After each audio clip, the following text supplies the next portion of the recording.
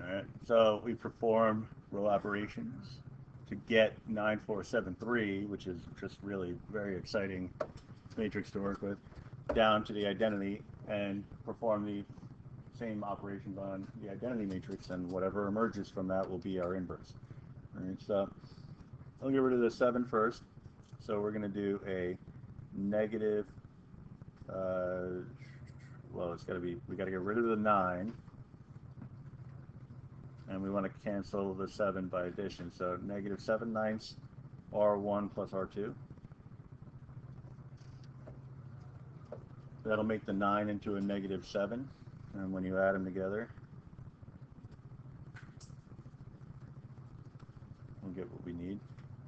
That would be a 0. So then negative 28 ninths plus 27 ninths, so negative 1/9. Negative 7 ninths.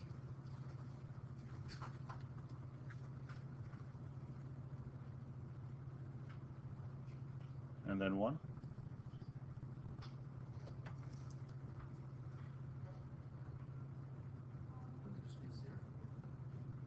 For which one? Well, there's a 1 already there. So we're doing negative 7/9 times 0 plus the 1.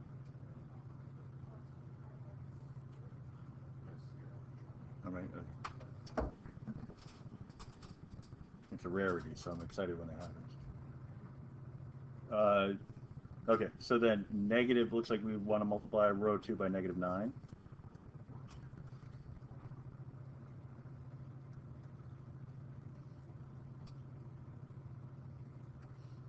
So 0, 1, that was the whole point. 7, negative 9. Whoa. Interesting.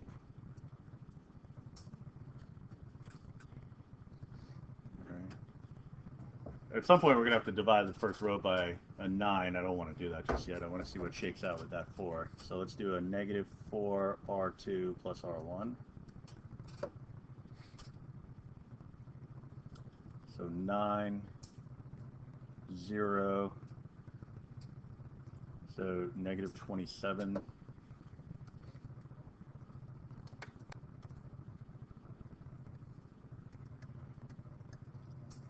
36.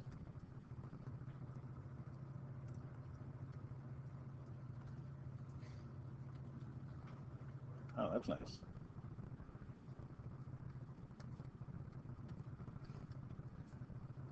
And then multiply row 1 by 1/9.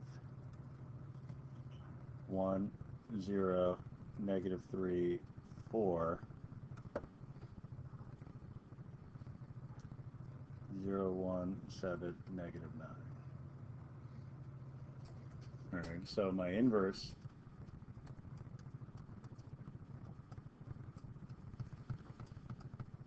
would be this. Professor, Hmm. I've also put various inverse examples we've done. It just looks like all you do is just negate the top left, the top left, and the bottom right. You just swap the locations. You keep the other 2. Right, but then you also actually divide each entry by a particular constant. Okay. So we do have that swapping action going on. All right. In this case, it turns out that something known as the determinant is actually going to give us the divisor that goes on the outside. Then that determinant in this case is what, a negative 1.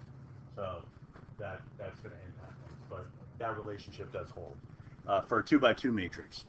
And a pretty valid question or thought would be, well, what happens when it's not a 2x2 matrix? So we're going to have to do something crazy when it comes to, like, this is a 4x4 or 10x10. It's going to be a nightmare. So yeah, we definitely need other shortcuts that are going to get us there. So anyway, the new start example that I included was in general terms,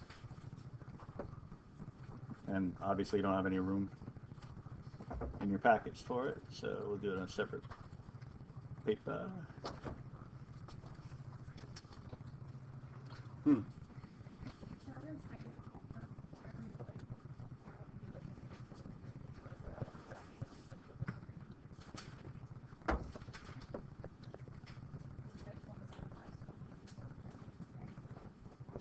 Well, if we divide by a negative number, normally these values would be positive, so this should be a 3 and then a 9, but it ended up being negative 3, negative 9.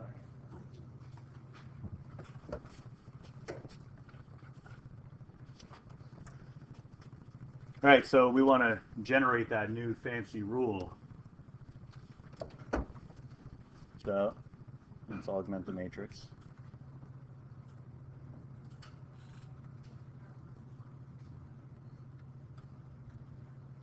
That's annoying.